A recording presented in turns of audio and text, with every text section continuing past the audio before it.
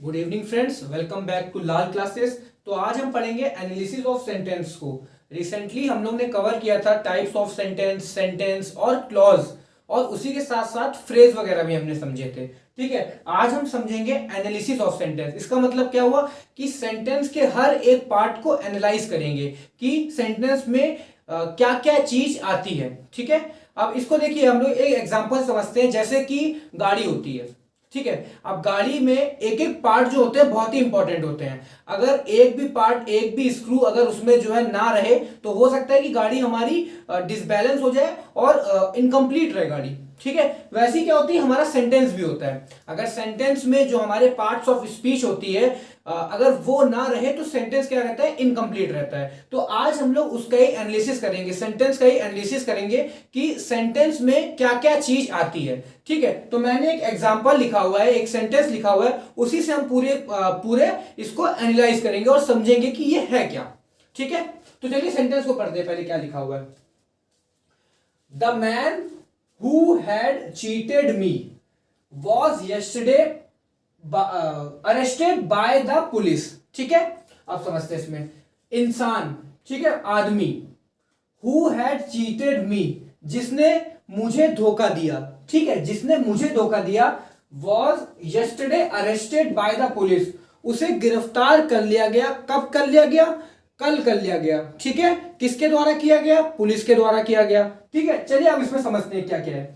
देखिए, मैंने आपको बताया था कि जो सेंटेंस होता है उसमें एक क्लॉज भी आ सकती है और एक से ज्यादा दो क्लॉज भी आ सकती है और तीन क्लॉज भी आ सकती है। ठीक है, बस ध्यान हमको यह देना है कि सेंटेंस जहां पर खत्म हो रहा है उसके आगे आने वाले, मतलब कि एक सेंटेंस में कितनी वर्ब आ रही है, उसी के बाद हम डिसाइड करेंगे कि इसमें कितनी क्लॉज है। ठीक है, तो चलिए हम पहले क्या करते हैं, पहले कुछ नहीं करेंगे। सबसे पहले हमको बस एक चीज करनी है, वो क्या होगी, हमको बस ये देखना है कि जो वर्ब है वो कहां कहां आ रही है। ठीक है, और कितनी आ रही है।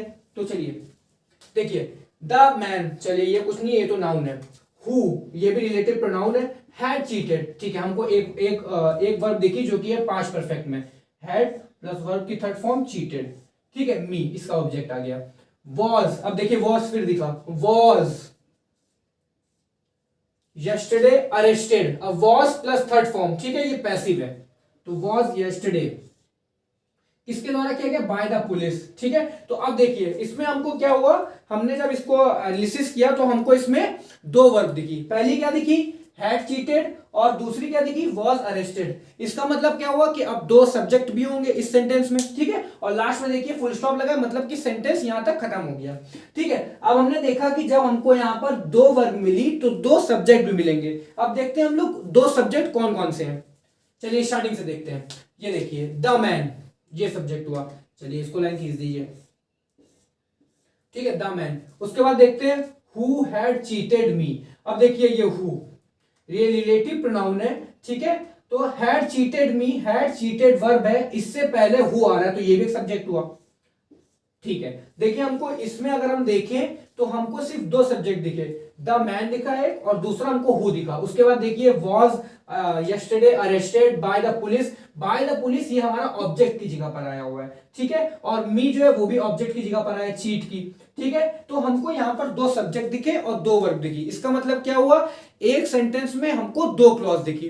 ठीक है, अब चलिए देखते हैं कि इसमें मेन क्लॉज कौन सी है और सबऑर्डिनेट क्लॉज कौन सी है। सबऑर्डिनेट क्लॉज कौन सी होती है, सबऑर्डिनेट क्लॉज वो क्लॉज होती है जो कि अगर मेन क्लॉज होगी तभी वो आ सकती है। ठीक है, जरूरत पड़ने पे, क्योंकि अगर मेन क्लॉज नहीं होगी तो सबऑर्डिनेट क्लॉज का आने का कोई मतलब ही नहीं बनता है। ठीक है, चलिए देखते हैं।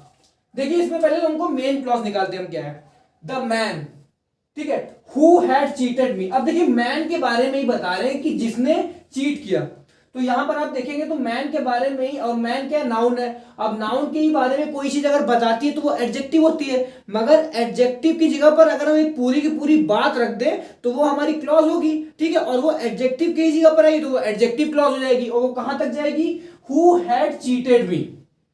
ठीक है, ये हमारी एडजेक्टिव क्लॉज हो गई, जिसको हम कहेंगे सबऑर्डिनेट क्लॉज। सबऑर्डिनेट क्यों है, क्योंकि ये डिपेंडेंट है मैन पर, और मैन किसका पार्ट है, मेन क्लॉज का पार्ट है। अगर मैन नहीं रहेगा तो इसका हु हैड चीटेड मी का मतलब कोई है ही नहीं।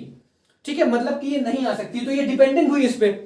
मैन पे, ठीक है। और मैन किसका पार्ट है, ये हमारा मेन क्लॉज का पार्ट है, ठीक है। अब देखते हैं the man who had cheated me, who had cheated मी हमारा सबऑर्डिनेट क्लॉज हो गई, और मैंने कॉमा भी लगा रखा है, तो अब यहां से भी समझ जाएंगे ये कॉमा से लेके ये कॉमा तक एक क्लॉज हो गई।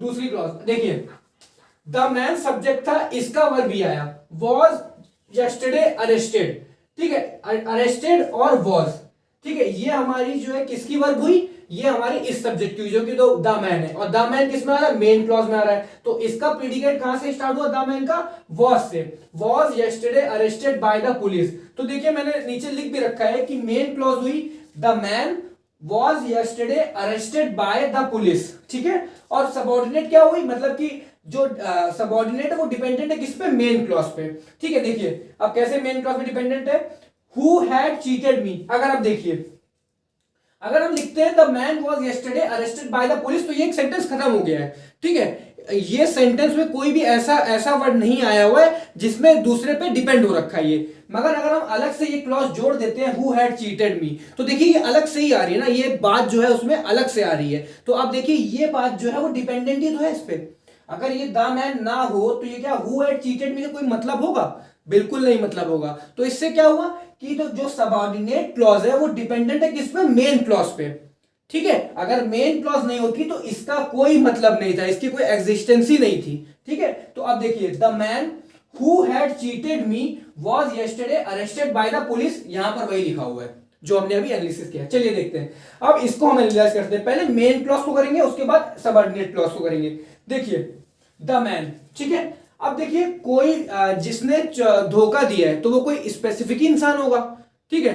तो अब जब वो कोई स्पेसिफिक इंसान होगा तो अब हम लोग देखिए आगे आने वाले वीडियो में ये भी समझेंगे कि आर्टिकल जो है हमारे इंडेफिनिट और डिफिनिट होते हैं, ठीक है। इंडेफिनिट क्या होते हैं, ए और एन होता है, और डिफिनिट कौन सा होता है, द होता है, ठीक है। अब देखिए यहां पर स्पेसिफिक है, स्पेसिफिक कोई भी जब चीज हो जाती है तो उसके साथ हम द का यूज करते हैं, अदरवाइज ए और एन का यूज करते हैं जब सिंगुलर नाउन होती है तो, ठीक है। तो यहां पर हमने द का यूज इसलिए किया क्योंकि हमको कोई ने धोखा दिया है तो हम वो जानते हैं किस इंसान ने दिया हुआ है, ठीक है। तो इसलिए हमने द लगा दिया। तो यहां पर हमारा जो द है वो डिटर्मिनर हो गया, ये एक पार्ट्स ऑफ स्पीच हुई, द डिटर्मिनर, ठीक है। उसके बाद मैन, मैन तो नाउन है ये, तो ये नाउन हो गई। चलिए ठीक है आगे बढ़ते हैं। वॉज यस्टरडे अरेस्टेड, अब देखिए क्या है, वॉज अरेस्टेड, ये हमारा पैसिव है। आगे आने वाले वीडियो में हम ये भी समझेंगे कि एक्टिव वॉइस क्या होता है, पैसिव वॉइस क्या होता है, ठीक है। एक्टिव वॉइस वो होता है जब हम काम कर रहे होते हैं, ठीक है। और पैसिव वॉइस होता है जब हम पे कोई काम किया जाता है। जैसे एग्जांपल लेके समझते हैं इसको, आई एम प्लेइंग क्रिकेट, मैं क्रिकेट खेल रहा हूं, ठीक है। अब मैं खेल रहा हूं, इसका ही अगर मुझे पैसिव बनाना होगा तो क्या हुआ, अब जो मैंने ऑब्जेक्ट लास्ट में दिया था आई एम प्लेइंग क्रिकेट, अब क्रिकेट को मुझको सब्जेक्ट की जगह पर लाना पड़ेगा। तो क्या हो जाएगा, cricket is being played by me, cricket को मेरे द्वारा खेला जा रहा है, ठीक है। तो अब यहां पर देखिए क्या हुआ कि मैंने जब बोला था आई एम प्लेइंग क्रिकेट, तो आई यहां पर सब्जेक्ट हुआ था और एम प्लेइंग जो है हमारा ये वर्ब हुई थी, उसका क्रिकेट आया था, ठीक है। तो ये क्रिकेट ऑब्जेक्ट की जगह पर आया था। इसको तो हमने उल्टा कर दिया कि अब हमको बताना है कि क्रिकेट पे ज्यादा जोर देना है। जब हम क्रिकेट को सब्जेक्ट बनाएंगे तो इसको उल्टा कर देंगे, और जब ऑब्जेक्ट सब्जेक्ट की जगह पर आ जाएगा तो बीच में वर्ब होगी, वो भी पैसिव हो जाएगी, और जब वो पैसिव हो जाएगी तो इज बीइंग प्लेड हो जाएगी, ठीक है। और फिर किसके द्वारा खेला जाता है, मेरे द्वारा खेला जाता है, तो बाय मी हो गया, ठीक है। आगे आने वाले वीडियो में हम इसको बहुत अच्छे से कवर करेंगे, एक्टिव वॉइस और पैसिव वॉइस को, ठीक है। तो अभी समझते हैं क्या है। तो अब हमने देख लिया कि वॉज अरेस्टेड जो है ये हमारा पैसिव वॉइस है, ठीक है। अब देखिए इसको भी किसी के द्वारा किया जा रहा होगा, किसी के द्वारा गिरफ्तार किया गया था ना, तो इसके लिए देखिए ऑब्जेक्ट आ गया बाय द पुलिस, बाय हमारा प्रीपोजिशन है, ठीक है, द पुलिस। अब देखिए पुलिस जो है, पुलिस का आगे द ही लगता है, ठीक है। पुलिस तो स्पेसिफिक होती है ना, तो इसके आगे द लग गया, ये भी डिटर्मिनर हो गया। अब ये यस्टरडे क्या है, ठीक है, गिरफ्तार किया, कब किया, तो देखिए अब गिरफ्तार किया, तो ये किया एक एक्शन वर्ब हुआ ना, जब एक्शन वर्ड हुआ तो वो वर्ब हुई, और जब इसको ही कोई क्वालिफाई कर रहा है कब से व्हेन से, तो अब वो जब वर्ब को ही क्वालिफाई करेगा तो वो एडवर्ब होगी। और एडवर्ब होगी तो वो कौन सी एडवर्ब बनेगी, अब यहां पर देखिए यस्टरडे लिखा हुआ है तो ये टाइम से जोड़ रहा है, तो ये हमारी कौन सी वो हो जाएगी एडवर्ब। अब एडवर्ब में भी काइंड्स होते हैं, adverb of place, adverb of time, ठीक है, और भी एडवर्ब ऑफ मैनर, मगर यहां पर क्या है, ये एडवर्ब ऑफ टाइम है, ठीक है। तो अब स्टार्टिंग से देखिए, द हमारा डिटर्मिनर हुआ, मैन हमारी नाउन हुई, ठीक है, वॉज अरेस्टेड हमारा पैसिव वॉइस वर्ब हुई, यस्टरडे इसके बीच में लगा हुआ है, यस्टरडे एडवर्ब आ सकती है बीच में, तो एडवर्ब ऑफ टाइम यस्टरडे हुई। उसके बाद बाय हमारा प्रीपोजिशन हुआ और बाय का ऑब्जेक्ट द पुलिस हमारा ऑब्जेक्ट हो गया, ठीक है। और ऑब्जेक्ट की जगह पर भी नाउन प्रोनाउन आ सकते हैं, ओके। अब हम देखते हैं सबऑर्डिनेट क्लॉज, जो कि डिपेंडेंट थी किस पे, मेन क्लॉज की सेंटेंस में।